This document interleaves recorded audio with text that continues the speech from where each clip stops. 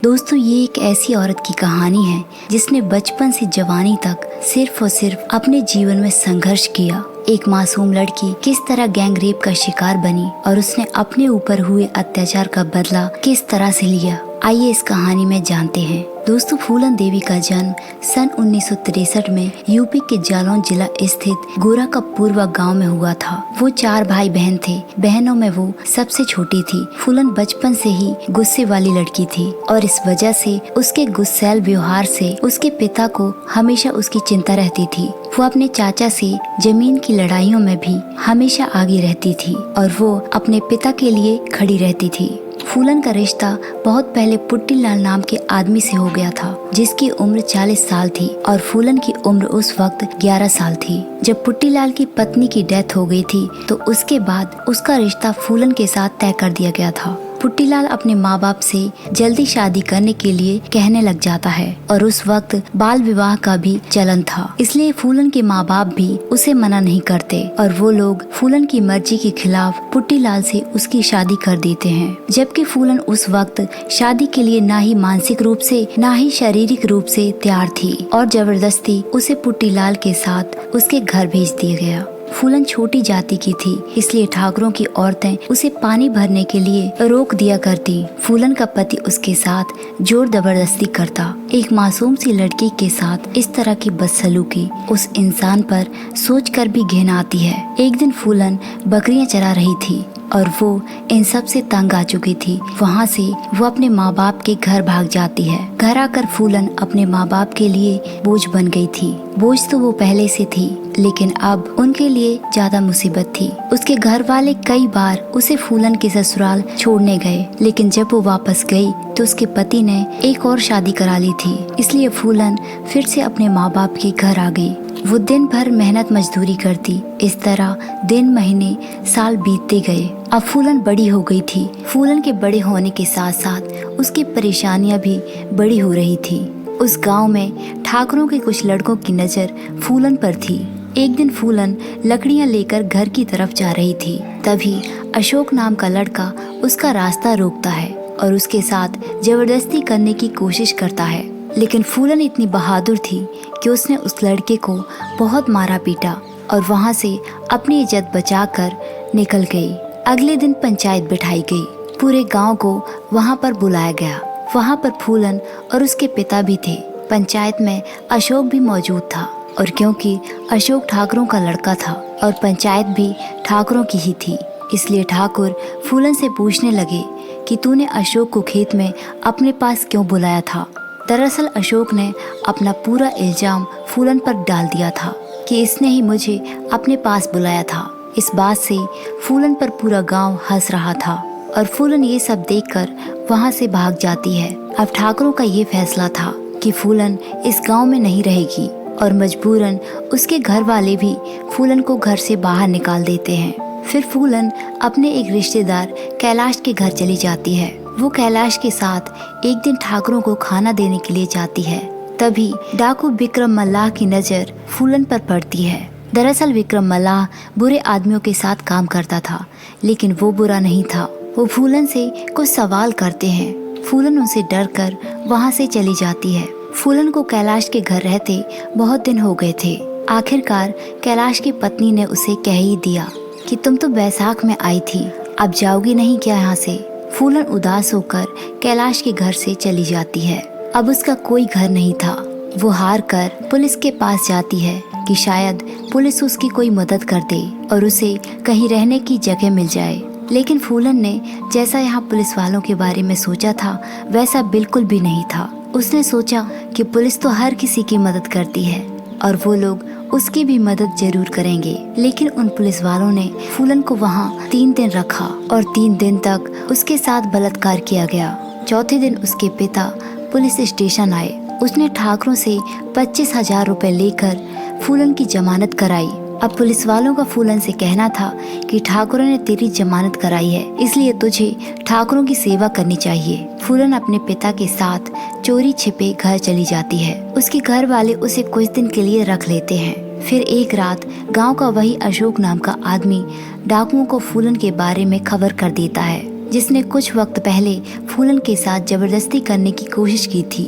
और ये वही डाकुओं की गैंग थी जिसमें विक्रम मल्लाह भी था। जब वो सब फूलन के घर जाकर फूलन को आवाज मारते हैं तो फूलन छुप जाती है। डाकुओं की गैंग का सरदार फूलन के छोटे भाई की गर्दन पर चाकू रख देता है और फूलन से कहता है कि बाहर आ जाओ वरना हम तुम्हारे भाई को जान से मार देंगे। फूलन अपने भाई को इस तरह देख न सकी और वो कहने लगी कि मेरे भाई को मत मारना, मैं खुद सामने आ जाती हूँ। वो लोग उसे पकड़कर अपने साथ बीहड़ों में ले गए।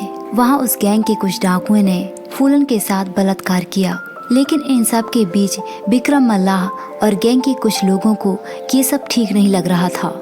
इसलिए विक्रम मल्लाह ने अगले ही दिन गैंग के उन सभी लोगों को जान से मार दिया जिन डाकुओं ने फूलन की इज्जत के साथ खेला था। और अब विक्रम की गैंग में सब अच्छे लोग थे। मल्लाह फूलन से वादा करता है कि वो उसकी रक्षा करेगा। अब वो अपनी गैंग का सरदार बन चुका था। अब फूलन मल्लाह की गैंग के साथ चंबल के बीहड़ों में रहने लगी। लेकिन जिन ठाकुरों ने फूलन की जमानत कराई थी वो अभी भी फूलन का पीछा करना नहीं छोड़ रहे थे। जो पैसा उन लोगों ने फूलन की जमानत के लिए उसके पिता को दिया था वो उन्हें वापस चाहिए था। अब फूलन को यहाँ डर था कि कहीं मल्लाह उन 25,000 की वजह से वो उसे ठाकुरों को सौंप न दे। लेकिन मल्लाह कहता है कि मैं ऐसा आदमी नहीं हूँ, मैं औरत की इज्जत करता हूँ। ये बात सुनकर फूलन को कुछ राहत मिली और आखिरकार उसे लगा कि वो सही जगह पर है और शायद अब से कोई भी उसकी तरफ आंख उठाकर नहीं देखेगा। वही दूसरे डाकू मल्लाह से कहने लगे कि ठाकुरों के प्रति हमें तेरी नजरों में रंजिश दिखाई देती है और ये हम सब के लिए ठीक नहीं है। लेकिन मल्लाह किसी से डरने वाला नहीं था। अब वो अपनी गैंग का मुखिया बन चुका था और वो फूलन को सिखाता है कि तुम्हें किसी से डरने की जरूरत नहीं है। वो उसे बंदूक चलाना भी सिखाता है और अब धीरे धीरे डाकुओं में मल्लाह का नाम मशहूर होने लगा था। यहाँ पुलिस ठाकुर को बताती है कि अब तो ठाकुरों का राज खत्म होने लगा है। क्या आपको नहीं पता कि आपकी सारी गैंग मारी जा चुकी है और अब विक्रम मल्लाह का राज है। लेकिन ठाकुरों को अपने पैसों का बहुत घमंड था और अगले ही दिन वो मल्लाह से मिलने के लिए बीहड़ों में चला गया। ठाकुर मल्लाह से कहने लगा कि तुमने तो बहुत नाम कमा लिया, सुना है तुम्हारी गैंग में एक लड़की भी है। ठाकुर को फूलन के बारे में पता था। वो जानबूझकर मल्लाह से उसके बारे में पूछ रहा था। मल्लाह फूलन को आवाज मारता है। फूलन ठाकुर के सामने आने के लिए तैयार नहीं थी, लेकिन जब मल्लाह उसे बार बार आवाज मारता है तो उसे ठाकुर के सामने आना ही पड़ता है। फूलन जब उसके सामने आती है तो मल्लाह को साफ पता चल जाता है कि ठाकुर की गंदी नजर फूलन पर है और वो ये सब देखकर गुस्से से भर जाता है। उसे फूलन की चिंता थी और अगले दिन वो सब तालाब में कपड़े धो रहे थे। तभी अचानक मल्लाह को किसी ने गोली मार दी। गोली सीधा उसके पैर पर लगी।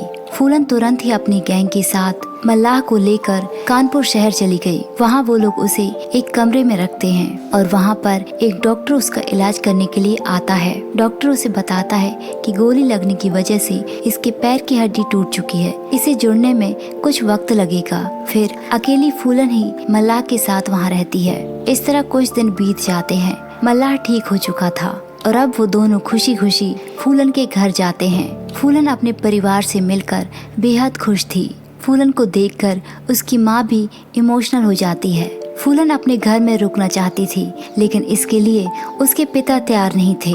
फिर मल्लाह उसे अपने साथ ले जाता है। वहाँ से वो दोनों सीधा उसी गांव में जाते हैं जिस गांव में फूलन की शादी हुई थी और वो पुट्टी लाल के घर जाकर उसे पीटती हुई सारे गांव के सामने लेकर आती है और उसे घसीटती हुई एक पेड़ से बांधकर उसे बहुत मारती है। फूलन अपने बचपन में हुए अत्याचार का बदला उससे इस तरह लेती है और उसे जी भर के मारती है। पुट्टी लाल को मारकर उसे बहुत ज्यादा सुकून मिलता है और अब फूलन को लगने लगा था कि वो भी किसी मर्द से कम नहीं है, वो कमजोर नहीं है और वो अपने साथ हुए अत्याचार का बदला ले सकती है। मल्लाह का साथ उसे पसंद था और दोनों आपस में अपनी बीती हुई जिंदगी के बारे में बात करते हैं। तभी अचानक मल्लाह को कोई गोली मार देता है। मल्लाह दर्द से तड़पने लगता है और फिर से एक और गोली कोई मारता है और पीछे से ठाकुर और उसके आदमी आ जाते हैं। वो लोग मल्लाह को मरने के लिए वहीं पर छोड़कर फूलन को पकड़कर वहाँ से ले जाते हैं। वो लोग उसे बेहमाई गांव में लेकर जाते हैं और एक कमरे में उसे बंद कर दिया जाता है। उसके साथ लगातार 3 दिनों तक गैंगरेप किया जाता है। फूलन की हालत जानवर से भी बदतर हो चुकी थी। वो भगवान से मौत मांग रही थी, लेकिन उसे मौत भी नसीब नहीं हो रही थी। उन ठाकुरों ने उसके कपड़े उतारकर पूरे गांव के सामने उसे कुएं से पानी लेकर आने को कहा और फूलन ने मजबूरी में ये सब भी किया। ऐसी हालत किसी जानवर की भी नहीं होती और ये कहते हुए शर्म आती है कि हमारे ही देश में हमारी ही बेटी के साथ ये सब किया गया। इतनी दरिंदगी शायद ही कभी किसी के साथ हुई हो। खैर, रात को उसके गांव का वही कैलाश नाम का आदमी वहां पर आया। उसे अंधेरे में किसी के रोने की आवाज आई। वो उसके पास गया। फूलन का चेहरा उसे पहचान में नहीं आ रहा था। जब फूलन ने थोड़ी सी बोलने की हिम्मत की तो उसकी आवाज से कैलाश उसे पहचान गया और रात को छुपते छुपाते वो उसे अपने साथ ले गया। कैलाश ने उसे विक्रम के साथ ही मानसिंह के हवाले कर दिया। मानसिंह एक अच्छा आदमी था और वो फूलन को अपने साथ ले गया।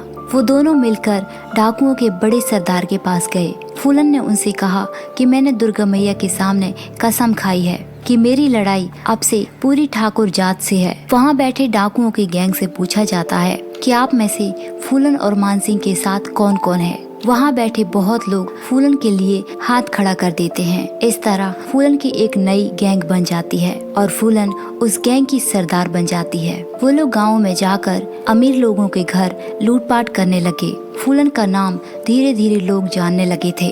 अब उसने एक बाघी रूप धारण कर लिया था। उसके मन में सिर्फ और सिर्फ बदले की भावना थी। वो उन ठाकुरों से अपने ऊपर हुए अत्याचार का बदला लेना चाहती थी। और एक दिन फूलन अपनी गैंग के साथ बेहिमाई गांव में गई। उन लोगों ने अनाउंस किया कि बच्चे और औरतें घर के अंदर ही रहें और गांव के सभी मर्दों को बाहर आने के लिए कहा। लेकिन जब कोई भी बाहर नहीं आया तो उसकी गैंग ने उन सभी मर्दों को बाहर निकाल कर लाए। लेकिन वो ये ठाकुर नहीं थे जिन्होंने फूलन देवी का बलात्कार किया था। इसलिए वो उन लोगों को ना पाकर गुस्से में आ जाती है और फूलन ने गांव के 22 ठाकुरों को लाइन में खड़ा करके उनकी हत्या कर दी और ये खबर हवा की तरह पूरे देश में फैल गई।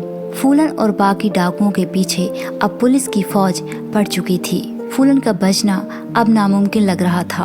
उसके सिर पर इनाम भी रखा गया। उसकी पूरी गैंग को धीरे धीरे खत्म कर दिया गया और उसे बैंडिट क्वीन के नाम से जाना जाने लगा। उसे चंबल के बीहड़ों में छुपते हुए 2 साल बीत चुके थे। आखिरकार उसने अपने आप को सरेंडर करने का फैसला कर लिया और उसने आत्मसमर्पण के लिए कुछ शर्तें रखी। उसे पता था कि उत्तर प्रदेश की पुलिस उसकी जान की दुश्मन है, इसलिए उसने अपनी पहली शर्त ये रखी कि वो मध्य प्रदेश की पुलिस के सामने ही सरेंडर करेगी और दूसरी शर्त कि उसके किसी भी साथी को मौत की सजा न सुनाई जाए और तीसरी शर्त में उसने उस जमीन को वापस करने के लिए कहा जिस जमीन को उसके पिता से छीन लिया गया था और साथ ही उसने अपने भाई को पुलिस में भर्ती करने की मांग की। दूसरी शर्त को छोड़कर पुलिस ने उसकी सारी शर्तों को मान लिया। इस तरह फूलन देवी ने 13 फरवरी 1983 को मध्य प्रदेश के भिंड में सरेंडर किया। फूलन देवी पर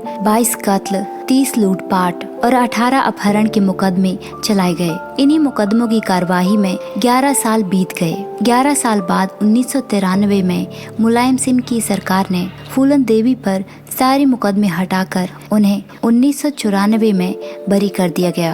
अपनी जिंदगी बीहड़ों में बिताकर 1996 में फूलन देवी ने राजनीति में जाने का मन बनाया।